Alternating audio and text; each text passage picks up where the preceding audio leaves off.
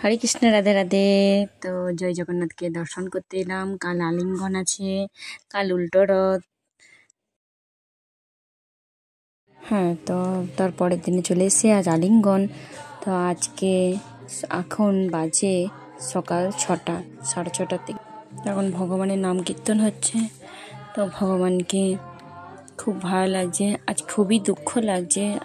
আজকে গুন্ডিচার থেকে মাসির বাড়ির থেকে জগন্নাথ, সুভদ্রা রানী, বলভদ্র চলে যাবে বাড়িতে। তো খুব দুঃখ হচ্ছে, এই 9টা দিন কীরকমভাবে কেটে গেছে। আলিঙ্গন শুরু হবে, ভগবানকে নিচে নামানো হয়েছে, একের পর এক যাবে আলিঙ্গন করতে।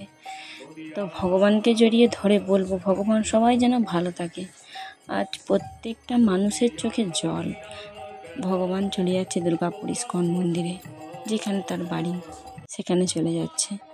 দেখো মানুষের কত লাইন, কত ভিড়, কতজন ভগবানকে ধরতে চায়। তো আমি একটা পদ্ম ফুল নিলাম, যে ভগবানের চরণে আমি দেবো। তো খুবই খারাপ লাগছে যে এইভাবে কেটে গেছে, বা আবার একটা বছর অপেক্ষা করতে হবে আবার এরকমভাবে ভগবানকে দর্শন করা, ভগবানকে কাছে পাওয়া। একের পর এক ভগবান দিকে আনা হবে। এখন শিল প্রভুপাদকে গাড়িতে তোলা হচ্ছে, তোমরাও দর্শন করে নাও। ওই যে দেখতে পেয়েছো, এবার রথ পুরো সাজানো হয়ে গেছে।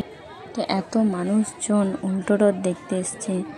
এখন বাজে পুরো 11টায় বাজে, 11:30 বা 12টার মধ্যে রথ বেরিয়ে যাবে। 3টে রথ এই বছর প্রথম 3টে রথ হয়েছে দুর্গাপুর ইস্কন মন্দির থেকে, একটাই রথ হয়। তো ভগবানকে আনছে, রথে বসাবে। সুদর্শন চক্রটা আগে নিয়ে আসছে, তোমরা দেখো। ছাতা ঘুরিয়ে ঘুরিয়ে সমস্ত রকম বাজনা বাজিয়ে নিয়ে আসছে, কি ভালোই না লাগছে। রথ বেরোনোর সময় হয়ে গেছে।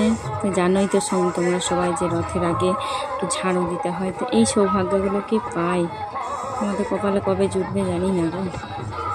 তাও আমরা সবাই মিলে ঝাঁটা দিয়েছি যতটুকু পেরেছি। তো দেখো সবাই, মানে সমস্ত রকম লোক জমে গেছে, ভিড়।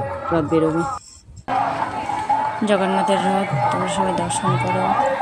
বলভদ্রের রথ বেরিয়ে গেছে, সুভদ্রা রানীর রথ বেরিয়ে গেছে, জগন্নাথের রথ। জয় জগন্নাথ, সবাইকে ভালো রাখুন। ইচ্ছা বসে যেন সবাই আনন্দ করতে পারে।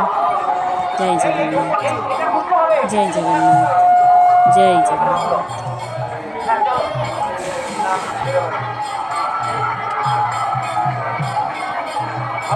চলো চলো চলো চলো চলো জয় জগন্নাথ। চলো সামনেটায় আটকে যায়,